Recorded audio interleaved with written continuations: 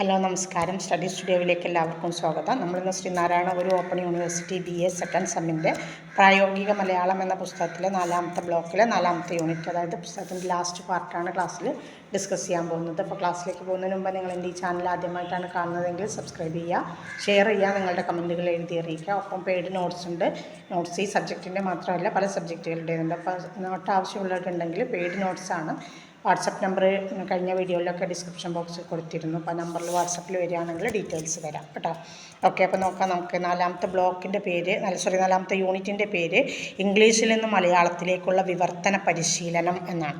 അപ്പോൾ എങ്ങനെയാണ് ഇത് കിട്ടിക്കഴിഞ്ഞാൽ എങ്ങനെയാണ് വിവർത്തനം ചെയ്യേണ്ട രീതികളെക്കുറിച്ചാണ് അദ്ദേഹം പഠിപ്പിക്കുന്നത്. നമുക്ക് ലേഖനം നമ്മളെ പഠിപ്പിക്കുന്നു. അപ്പോൾ അതിൽ പറയുന്നത് എന്താണെന്ന് വെച്ചാൽ, ഏത് ഭാഷയിൽ നിന്നുള്ള വിവർത്തനത്തിലും രണ്ട് ഭാഷകൾ തമ്മിലുള്ള സാംസ്കാരിക വ്യത്യാസത്തെയും വ്യാകരണ സംബന്ധിയായ വ്യത്യാസത്തെയും നമ്മൾ കണക്കിലെടുക്കേണ്ടതുണ്ട് എന്നാണ്.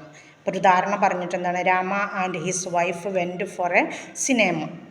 അതായത് രാമനും അദ്ദേഹത്തിൻ്റെ ഭാര്യയും ഒരു സിനിമയ്ക്ക് പോയി എന്നുള്ളതാണ്. അപ്പോൾ അവിടെ ഈ വാക്യം മലയാളത്തിലേക്ക് വിവർത്തനം ചെയ്യുമ്പോൾ രാമനും ഭാര്യയും സിനിമയ്ക്ക് പോയി എന്ന് മതി.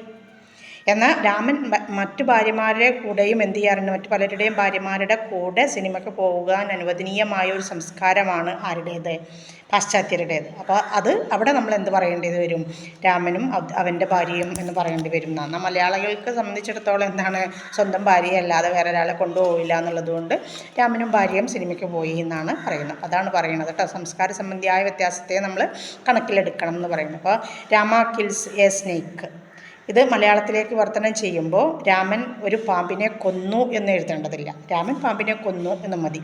ഇത് രണ്ട് ഭാഷകൾ തമ്മിലുള്ള ഘടനാപരമായ വ്യത്യാസമാണ്. അപ്പോൾ അതാണ് പറയുന്നത്, വ്യാകരണ സംബന്ധമായ വ്യത്യാസം നോക്കണം, സംസ്കാര സംബന്ധമായ വ്യത്യാസത്തെ നമ്മൾ കണക്കിലെടുക്കണം എന്ന് പറയുന്നത്. അപ്പോൾ മലയാളത്തിലെ വാക്യത്തിലെ കർത്താവ്, കർമ്മം, ക്രിയ എന്നതാണ് ഒരു ഓർഡർ, ഒരു ക്രമം. എന്നാൽ അത് ഇംഗ്ലീഷിലേക്ക് വരുമ്പോൾ കർത്താവ്, ക്രിയ, കർമ്മം എന്നതായിട്ട് മാറുകയാണ്. അതുപോലെ തന്നെ മലയാളത്തിൽ നിത്യപരിചിതമല്ലാത്ത അന്യപദങ്ങൾ വിവർത്തനം ചെയ്യുമ്പോൾ നമ്മൾ എന്താ ചെയ്യുന്നതിനേക്കാൾ നമ്മൾ ലിപ്യന്തരണം ചെയ്ത് ഉപയോഗിക്കുന്നതാണ് ഏറ്റവും സൗകര്യപ്രദം എന്ന് ലേഖകൻ പറയുന്നുണ്ട്. ഉദാഹരണമായിട്ട് മൗസ്, സ്വിച്ച് തുടങ്ങിയ പാശ്ചാത്യ പദങ്ങൾക്ക് സമാനമായ രൂപമുണ്ടാക്കിയിട്ട് നമ്മൾ അതിനെ എന്താ പറയുക, ഗ്രഹിക്കാൻ പറ്റാത്ത, പഠിക്കാൻ പറ്റാത്തൊരു വിധത്തിലാക്കുന്നതിനേക്കാൾ നല്ലത് അതേ പദങ്ങൾ തന്നെ അങ്ങോട്ട് ഉപയോഗിക്കുന്നതാണ് എന്നും ലേഖകൻ പറയുന്നുണ്ട്. അപ്പോൾ വിവർത്തനത്തിൽ ഇത്തരം കാര്യങ്ങളെല്ലാം നമ്മൾ പ്രാഥമികമായിട്ട് ശ്രദ്ധിക്കണം. അപ്പോൾ സർഗാത്മക കൃതികൾ ഇംഗ്ലീഷിൽ നിന്ന് മലയാളത്തിലേക്ക് വിവർത്തനം ചെയ്യുമ്പോൾ കഴിയുന്നതും നമ്മൾ എന്ത് ചെയ്യണം, അന്യഭാഷയുടെ അപരിചിതത്വം വിവർത്തനത്തിൽ പ്രകടമാവാതെ നോക്കണം. അതായത് കഴിയുന്നതും നമ്മൾ സ്വാഭാവികമാക്കണം വിവർത്തനം എന്നാണ് അദ്ദേഹം പറഞ്ഞതിൻ്റെ സാരം. അതേസമയം അന്യ സംസ്കാരത്തിൻ്റെയും ഭാഷയുടെയും ബോധം കൈവിടാനും പാടില്ല. അതായത് മറ്റൊരു സംസ്കാരത്തിൻ്റെ ഗ്രന്ഥമാണല്ലോ നമ്മൾ വിവർത്തനം ചെയ്യുന്നത്, അപ്പോൾ അത് കൈവിടാതെ നോക്കുകയും വേണം. ഇത് രണ്ടും ഒന്നിച്ചു കൊണ്ടുപോകാൻ നല്ല നൈപുണ്യം ആവശ്യമുണ്ട്. അതായത് വിവർത്തകന് നല്ല നൈപുണ്യം ഉണ്ടെങ്കിലേ ഈ രണ്ട് കാര്യങ്ങളെ ഒരേ സമയം ശ്രദ്ധിച്ച് മുന്നോട്ട് കൊണ്ടുപോകാനും കഴിയുള്ളൂ സാർ. അതുകൊണ്ട് വിവർത്തന സൃഷ്ടിയും സർഗാത്മകമായി മാറേണ്ടതുണ്ട്. വിവർത്തന ഭാഷ അപരിചിതവും സങ്കീർണവുമായാൽ അത്തരം വിവർത്തനത്തിൻ്റെ പ്രസക്തി തന്നെ എന്താവും, ചോദ്യാർഹമാവും, അല്ലെങ്കിൽ ചോദ്യം ചെയ്യപ്പെടാനുള്ള ഇടവരും. ശൈലികൾ, പഴഞ്ചൊല്ലുകൾ, വാമൊഴി പ്രയോഗങ്ങൾ തുടങ്ങിയവയൊക്കെ സർഗാത്മക വിവർത്തനത്തിൽ പ്രശ്നങ്ങൾ ഉണ്ടാക്കുന്നവയാണ്. അത്തരം സന്ദർഭങ്ങളിൽ മൂലഭാഷയെ അതേപടി അനുകരിക്കാൻ ശ്രമിക്കാതെ ലക്ഷ്യഭാഷയിലെ തത്തുല്യമായ പ്രയോഗങ്ങൾ കണ്ടെത്തി ഉപയോഗിക്കുന്നതാണ് ഏറ്റവും നല്ലത്. നാലാപ്പാട്ട് നാരായണ മേനോൻ്റെ പാവങ്ങൾ തർജ്ജമ, NK ദാമോദരൻ്റെ ഡോസ്റ്റോവ്സ്കി കൃതികളുടെ വിവർത്തനം, ഇവയൊക്കെ എന്താണ് ഈ കാര്യത്തിൽ അനുയോജ്യമായ മാതൃകകളായിട്ട് നമുക്ക് എടുക്കാവുന്നതാണ് എന്നും നമ്മളോട് ലേഖകൻ പറയുന്നുണ്ട്. ഇനി ചില സാങ്കേതിക പദങ്ങളും അതിനുപയോഗിക്കാൻ പറ്റുന്ന മലയാള പദങ്ങളും പറയുന്നുണ്ട്. ഭരണം, വിദ്യാഭ്യാസം, നിയമം തുടങ്ങിയവ സംബന്ധിച്ച ഏതാനും സാങ്കേതിക പദങ്ങൾ മലയാളത്തിലുള്ള വിവർത്തനമാണ് നമുക്കിവിടെ നൽകിയിട്ടുള്ളത്, ഉദാഹരണമായിട്ട് നൽകിയിട്ടുള്ളത് നമ്മുടെ മെറ്റീരിയലിൽ തന്നിട്ടുണ്ട്. അബ്സ്ട്രാക്റ്റ് എന്ന് പറഞ്ഞാൽ സാരം, സംക്ഷേപം എന്നാണ്. പിന്നെ അക്യുസേഷൻ ആണെങ്കിലോ കുറ്റാരോപണം എന്നാണ്. ഓർഡർ എന്നുള്ളത് ഉത്തരവാണ്. അതുപോലെ അഫിഡവിറ്റ് സത്യവാങ്മൂലം, അഗ്രീമെൻറ്റ് ഉടമ്പടി, അസസ്സി എന്ന് പറഞ്ഞാൽ നികുതിദായകൻ, അറ്റാച്ച്മെൻറ്റ് എന്ന് പറഞ്ഞാൽ ജപ്തി, ഡ്രാഫ്റ്റ് നൽകലാണ്, കോപ്പി എന്ന് പറഞ്ഞാൽ പകർപ്പ്, പ്രപ്പോസലാണ് നിർദ്ദേശം. ഇതാണ് മലയാളത്തിലെ ശരിയായിട്ടുള്ളതിൻ്റെ ഉച്ചാരണം. ഇനി ശാസ്ത്ര സംബന്ധിയായ ചില പദങ്ങൾ തന്നിട്ടുണ്ട്. മോളിക്യൂൾ തന്മാത്ര, പിന്നെ അനിമൽ ഹസ്ബൻഡറി മൃഗസംരക്ഷണം, ആറ്റം കണം, പിന്നെ പീരിയോഡിക് ടേബിൾ ആവർത്തി പട്ടിക, മെഡിക്കൽ സയൻസ് ആരോഗ്യശാസ്ത്രം, ജിയോഗ്രഫി ഭൂമിശാസ്ത്രം, വോളിയം വ്യാപ്തി, തെർമോമീറ്റർ ഉഷ്ണമാപിനി. ഇതാണ് അതിൻ്റെ ശരിയായ മലയാള പ്രയോഗങ്ങൾ. ഇനി ശൈലികൾ തന്നിട്ടുണ്ട്. To be all eyes. To be all eyes എന്ന് പറഞ്ഞാൽ അതിലെ മലയാളത്തിലെ ശൈലി കണ്ണിൽ എണ്ണയൊഴിക്കുക എന്നാണ്. ടു ബി ഓൾ ഐസ് എന്ന് പറഞ്ഞാൽ കണ്ണിൽ എണ്ണയൊഴിക്കുക എന്നാണ്. ടു ക്യാച്ച് റെഡ് ഹാൻഡഡ് എന്ന് പറഞ്ഞാൽ തൊണ്ടിയോടെ പിടിക്കുക എന്നാണ്. പിന്നെ bone with silver spoon in the mouth, വായിൽ വെള്ളിക്കരണ്ടിയുമായിട്ട് ജനിക്കുക. ടു ഡിസ്റ്റിങ്ക്യൂഷ് ബിറ്റ്വീൻ, കല്ലും നെല്ലും തിരിച്ചറിയുക എന്നാണ്. നമ്മൾ ക്വസ്റ്റ്യൻസിലൊക്കെ കാണാറുണ്ട് അല്ലേ, നമ്മളെന്താണ് വേർതിരിച്ച് കാണുക എന്നല്ലേ പറയാറ്. To let the cat out of bag, പൂച്ച് പുറത്താക്കുക എന്നാണ്. To let the cat out of bag, പൂച്ച് പുറത്താക്കുക. Who will bell the cat, പൂച്ചക്കാര് മണികെട്ടും. ടു ബ്രേക്ക് ദ ഐസ്, മഞ്ഞുരുക്കുക എന്നാണ് പറഞ്ഞാൽ കടുംപിടുത്തം നീക്കുക എന്നാണ് അതിൻ്റെ പ്രയോഗത്തിൻ്റെ അർത്ഥം കേട്ടോ. ഇനി കുറച്ച് പഴഞ്ചൊല്ലുകൾ തന്നിട്ടുണ്ട്. All the glitters is not gold, മിന്നുന്നതെല്ലാം പൊന്നല്ല. Where there is a will there is a way, വേണേൽ ചക്കവേരിലും കായ്ക്കും. Study works is the road to success, പയ്യെ തിന്നാൽ പനയും തിന്നാം. നോ സ്മോക്ക് വിത്തൗട്ട് ഫയർ, തീയില്ലാതെ പുകയില്ല. Too many cooks spoil the broth, എന്താണ് ആൾ കൂടിയാൽ പാമ്പ് ചാവില്ല. Never cast your pearls before swine, പോത്തിൻ്റെ ചെവിയിൽ വേദമോതുക. പിന്നെ മൈറ്റ് ഈസ് റൈറ്റ്, കയ്യൊക്കുള്ളവൻ കാര്യക്കാരൻ. കെയർ കിൽ ദ ക്യാറ്റ്, കുളിപ്പിച്ച് കൊല്ലുക. പിന്നെ നത്തിങ് വെഞ്ചർ നത്തിങ് ഹാവ്, കൈ നനയാതെ മീൻ പിടിക്കുക.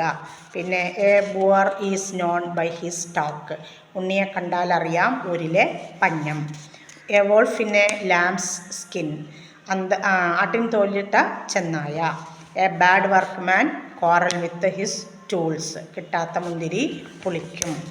അപ്പോൾ നമ്മൾ പറഞ്ഞാൽ എന്താണ്, ഒരു ജോലി ചെയ്യാൻ അറിയാത്ത ആൾ ഉപകരണങ്ങളെ പഴിക്കും എന്നല്ലേ. അപ്പോൾ അതിന് മലയാളത്തിൽ പ്രയോഗം എന്താണ്, കിട്ടാത്ത മുന്തിരി പുളിക്കുന്നു. ഇനി വിവർത്തനങ്ങൾ ഉദാഹരണങ്ങളായിട്ട് പാരഗ്രാഫായിട്ട് തന്നെ തന്നിട്ടുണ്ട്. ഞാൻ അങ്ങനെ വായിച്ച് പോവാന്നല്ലാതെ നമുക്കതിൽ കൂടുതൽ ഇതിലൊന്നും ചെയ്യാൻ കഴിയില്ല. ഒന്ന് ഞാൻ പറയാം കേട്ടോ.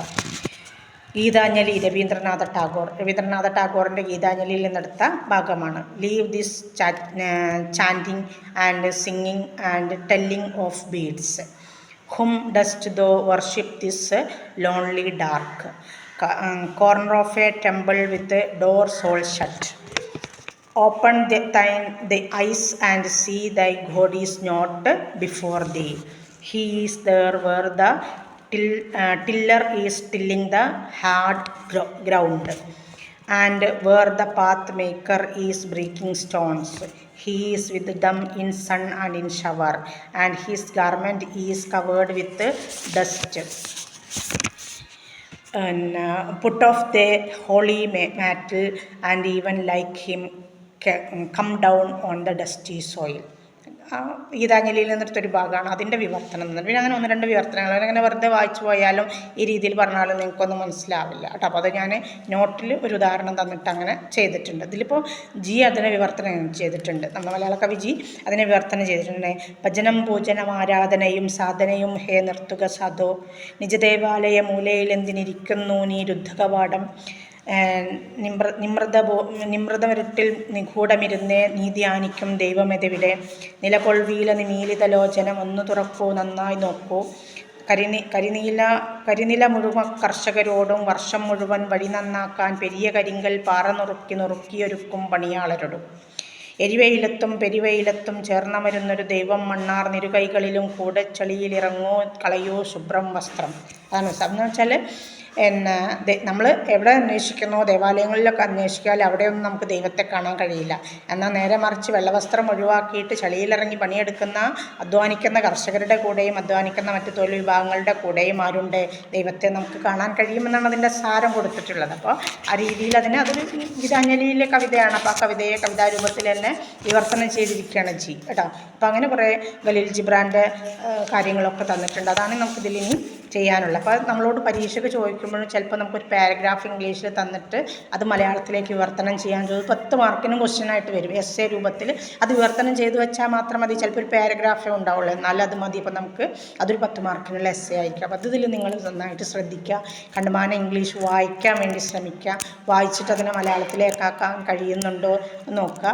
ഇല്ലെങ്കിൽ അതിന് ചില വേർഡ് മീനിങ്ങുകൾ വെച്ചിട്ട് നിങ്ങൾക്ക് അതിനെ വിവർത്തനം ചെയ്യാൻ കഴിയുന്നുണ്ടോ എന്നൊക്കെ ശ്രമിക്കാനേ പറ്റുള്ളൂ. ഏത് വരും നമുക്ക് പറയില്ല. പുസ്തകത്തിൽ തന്നത് തന്നെ വന്നോളണമെന്നില്ല, വന്നുണ്ടാകുകയില്ല. അപ്പോൾ ആ രീതിക്കാണ് ക്വസ്റ്റ്യന് ഉണ്ടാവുക. അപ്പോൾ പ്രായോഗിക മലയാളം ഇവിടെ കഴിഞ്ഞു. എന്തെങ്കിലും ഡൗട്ടുകളൊക്കെ ഉണ്ടെങ്കിൽ വാട്സപ്പ് വഴി ചോദിക്കുക. Okay, thanks.